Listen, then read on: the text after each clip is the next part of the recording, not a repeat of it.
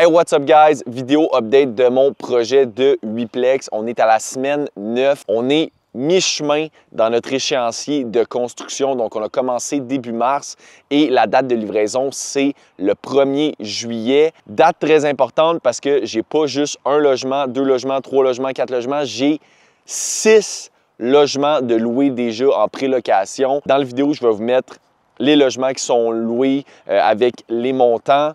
Je suis super content aussi des montants auxquels je suis capable de les louer. Il faut dire que c'est des beaux logements, c'est des grands logements. Là. Mes 5,5 font 1250 pieds carrés, mes 4,5 font 1100 pieds carrés. Puis honnêtement, j'ai une bonne demande, mais aussi, il faut surtout que je remercie Joanne qui s'occupe de la location pour moi. C'est comme ma gestionnaire qui s'occupe des visites, tout ça, de coordonnées. Elle fait un job extraordinaire. Fait que merci beaucoup, Joanne. Fait que la location va super bien. Il reste encore 2 mois, puis il nous reste seulement 2 logements à louer. Fait que, tu sais, c'est 10 sur 10, évidemment. Sinon, au point de vue construction, on vient tout juste de terminer la mécanique du bâtiment. Fait que plomberie, ventilation, électricité, ça, c'est tout terminé. On a reçu notre gyps hier et on commence à poser ça dès lundi. Fait que lundi matin, j'ai 4 gars de la Beauce qui descendent ici faire des journées de 12 heures. Puis ils m'ont dit que tout va être réglé en une semaine. Fait que j'ai bien hâte de voir ça. Là. Ils ont vraiment une réputation là-bas. Je sais pas ce qui se passe avec la Beauce, là, mais les poseurs de gyps, on dirait qu'ils viennent tous de là-bas. Puis c'est des machines. Là. Fait que j'ai bien hâte de voir ça, comment ça se passe. La pose du gyps, c'est vraiment une grosse étape parce que c'est comme la transition entre la portion rough de la job et la finition. Fait qu'ensuite de ça, ça va être tirage de joints, installation de plancher, installation des portes et moulures, etc. Je commence aussi mon revêtement extérieur la semaine prochaine. Fait que on n'arrête pas, ça gaule, puis on va être capable de livrer ça pour le 1er juillet sans problème. À la fin du vidéo, je vais vous présenter mon échéancier, l'échéancier que je suis présentement pour être capable de faire un projet comme ça en 4 mois. Je vous le dis tout de suite, c'est très rapide, c'est un échéancier vraiment agressif. Il faut que tous les sous-traitants, tout le monde soit au courant que l'échéancier est tête puis qu'ils ne peuvent pas sauter une journée ou peu importe. Honnêtement, si vous regardez ça puis c'est votre premier projet, je recommande vraiment pas de se mettre un échéancier comme ça là, parce que c'est quand même assez... c'est très limite, c'est extrêmement rapide. C'est peut-être même un record au Québec. J'ai jamais entendu parler de quelqu'un qui faisait un projet de même en 4 mois. Fait que c'est ça. Mais je vais vous partager mon échéancier à la fin du vidéo au bureau tranquille. Puis vous allez voir comment je vais réussir à faire ça en seulement 4 mois. Sinon, vu que la location va super bien, j'ai aussi décidé de commencer ma phase 2 bientôt. Donc, dans les prochaines semaines, on va commencer à excaver pour l'autre 8plex qui se trouve juste à côté. Fait que ça aussi, vraiment hot. Ça va être cool de pouvoir commencer lui en même temps qu'on finisse ici. Puis dans le fond, c'est quand même important parce que je voulais absolument que mon stationnement soit complètement terminé avant le 1er juillet. Puisque ici, on a un stationnement mitoyen, donc les 2 bâtiments sont face à face. Fait que pour le bien-être des locataires, évidemment, je voulais que tout ça, ça soit terminé avant qu'ils emménagent. Fait que voilà, j'attends juste quelques confirmations au niveau financement avec la ville et on commence ça. Donc voilà pour les grandes lignes. Maintenant, je vais aller vous montrer qu'est-ce que ça a l'air en dedans. Alright, on va aller vous montrer ça, ces beaux petits logements-là. Fait que c'est ça. Nouveau container, on vient de passer notre premier container. Ça, c'est vraiment grâce au lift à Steph qui compacte le container. C'est comme on a eu un triple fond. Là. Ça compacte.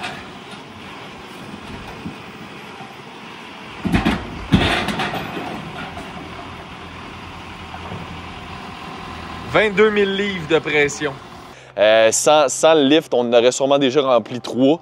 Fait que voilà, nouveau container, on l'a positionné pour que les gars de gyps puissent juste lancer leur retail du balcon. Fait que ça, c'est là. Et ici, comme vous pouvez voir, ici, on est dans un 5,5. Tout le gyps est rentré et du gyps, il y en a en tabarouette parce que ici, au rez-de-chaussée, on va avoir 2 rangs de gyps 5,8 sur nos plafonds. Donc, comme vous pouvez voir, j'ai installé mes barres résilientes. Ça, les barres résilientes, là, si vous n'êtes pas en construction, vous ne savez peut-être pas, mais c'est un petit morceau de même. Puis, ça fait que ça absorbe les vibrations. Fait qu'il faut que ce soit bien installé, mais ça aide pour l'insonorisation.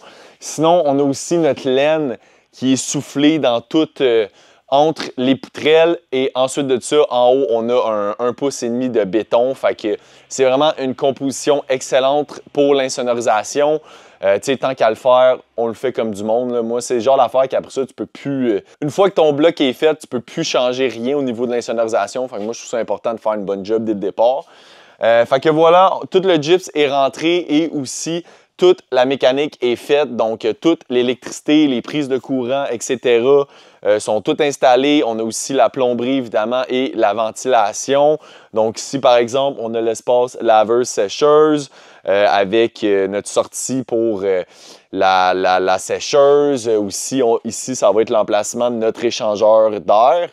Fait que voilà, tout vraiment est fait. Ça s'est super bien fait. Merci à mes sous-traitants. Seulement 2 semaines pour tout faire ça. Puis ici, on a, mettons, la tête de la thermopompe. Fait que... on est prêt à poser le Gyproc. Une étape que je fais aussi avant de poser le gyps, là, je marque à terre toutes les positions de chaque spot, de chaque prise, de tout. Parce que c'est vraiment facile, là. Surtout quand ils m'ont dit que c'était 4 gars de la Beauce, j'étais comme, ouais, je vais... Puis qu'ils allaient tout faire ça en une semaine, je vais prendre mes précautions, là. Pas dire qu'ils vont mal faire ça, mais c'est comme, c'est facile d'oublier une prise ou quelque chose, puis après ça, tu la cherches. Fait que moi, je marque vraiment tout à terre, comme ça. Si on cherche de quoi, c'est facile de le retrouver. Fait que voilà, ça, c'était mon 5,5 du sous-sol. Je vais aller vous montrer aussi un 4,5 en haut. La différence avec les 4,5 puis le deuxième étage, ben en fait, le 4,5... il y a 2 chambres, hein? Wow! Ouais, tabarouette. Fait que les logements au deuxième étage, évidemment, pas besoin d'insonorisation avec le grenier, tu sais. Fait que au lieu d'avoir une barre résiliente, c'est des Forens et ça va juste être un gyps, une demi. Fait que ça fait beaucoup moins de gyps dans ces unités-là. Puis encore une fois, ici, on peut voir l'unité est prête. Fait que vraiment hâte de voir avec le gyps, là. C'est vraiment un coup que le gyps s'est installé, on dirait que ça prend vie, les logements. C'est, comme je disais, c'est vraiment la transition entre le rough et la finition. Ici, j'ai pas encore mis ma laine dans le grenier. Ça va être fait par après avec les trappes d'accès. On a juste pas eu le temps, honnêtement. Là, on a roulé en malade mental ici pour être prêt à poser le gyps dès lundi. Dernière chose que je voulais vous montrer, juste ici, dans ce logement-là, tadam! On peut voir ma belle salle de classe que j'ai installée. Aujourd'hui, le 3 mai, je fais un atelier « Construis ton plex ». Fait qu'il y a 12 personnes qui s'en viennent tout à l'heure pour qu'on jase immobilier, on jase comment faire des projets comme ici, au niveau du financement, de la recherche de terrain, l'obtention du permis, combien d'argent ça prend, etc. Fait que je partage vraiment tout ce que je sais sur le sujet ici. Puis à chaque fois, là, je tripe vraiment à faire ça parce que j'aime ça vous rencontrer. C'est vraiment hot, c'est vraiment des belles discussions. Merci à tout le monde qui sont venus jusqu'à maintenant.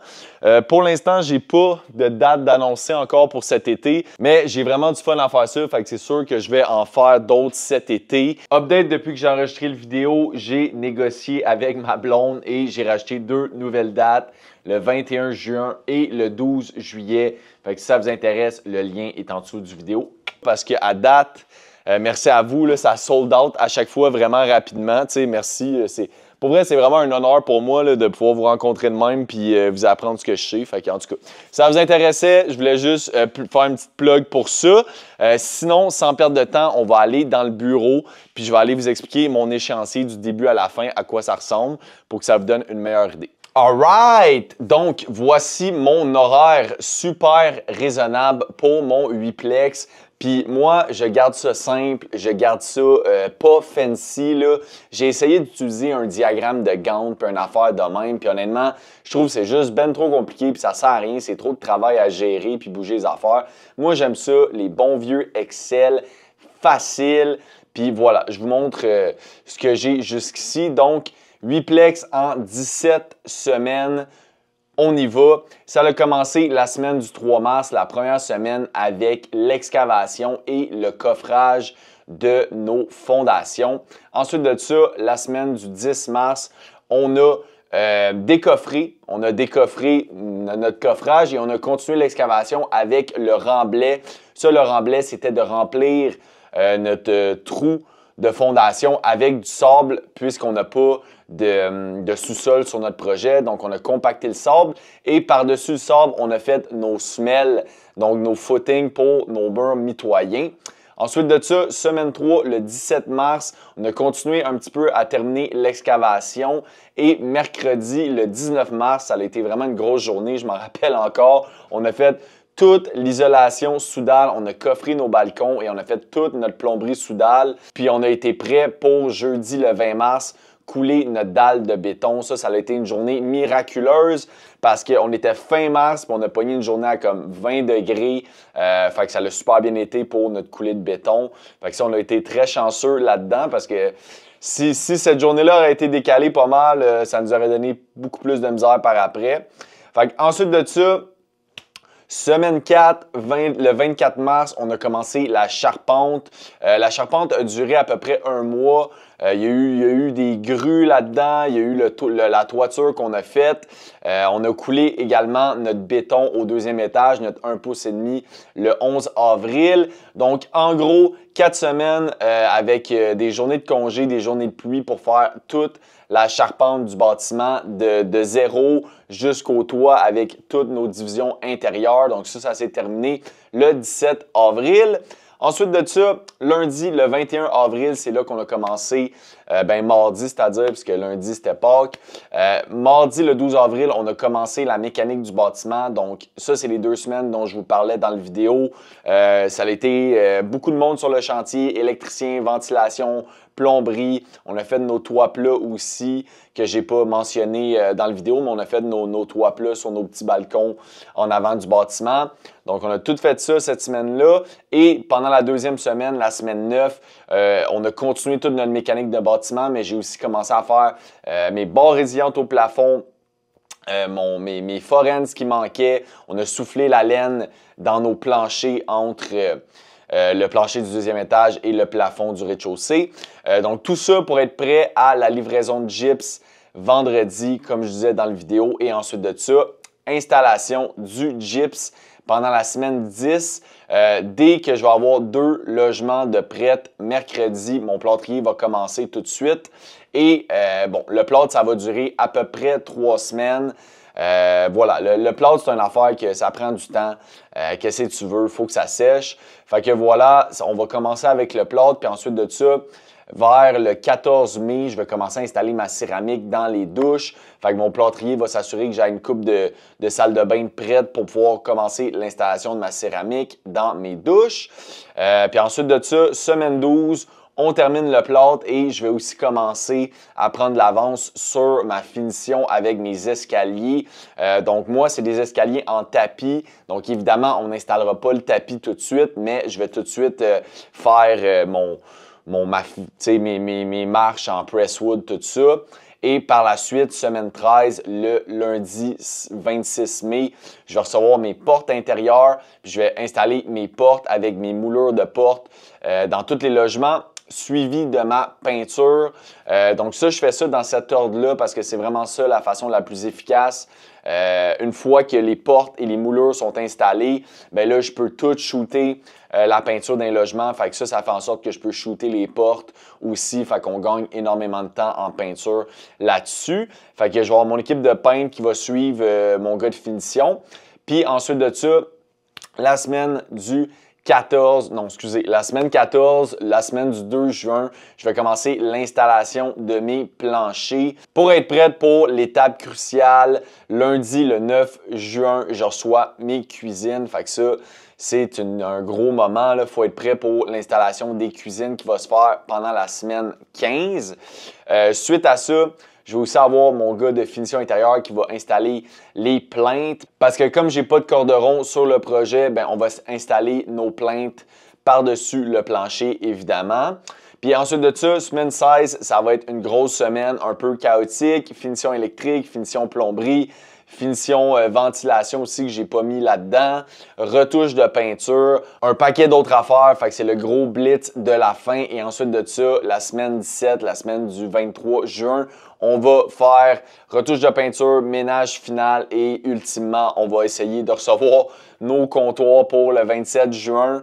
Ce qui arrive pour les comptoirs, c'est qu'on doit prendre les mesures des comptoirs là, une fois que la cuisine est installée, puis ensuite de ça, il y a quand même un délai pour les faire couper, tout ça. Fait que, bon, on s'organise pour les avoir rapidement, ça devrait pas être trop long. Puis le plan, c'est qu'on les aille à la toute fin le 27 juin, puis qu'on installe en même temps là, nos éviers, tout ça. Fait que ça va être tight, c'est tight, c'est certain. C'est pas, tu sais, je pense pas que ça serait possible à faire en 15 semaines. C'est vraiment, vraiment compressé comme horaire. Comme vous pouvez voir, il n'y a jamais une journée où il n'y a personne sur le chantier. Ça, pour moi, c'est comme... S'il n'y a personne sur le chantier, c'est une catastrophe, là. Donc, il y a toujours plusieurs corps de métier en même temps qui travaillent sur le projet. Ça, évidemment, ça, on serait en train de faire mettons une maison, c'est pas possible de faire ça parce qu'à un moment donné, le monde se pilerait ses pieds. Mais comme on a 8 logements distincts, c'est quand même facile de travailler dans plusieurs logements en même temps. Moi, je suis là pour coordonner tout ça, fait que pour que les gars se pilent pas ses pieds. Puis voilà, donc là où je gagne beaucoup de temps, bien évidemment, c'est ça. C'est de faire en sorte que tout avance en même temps.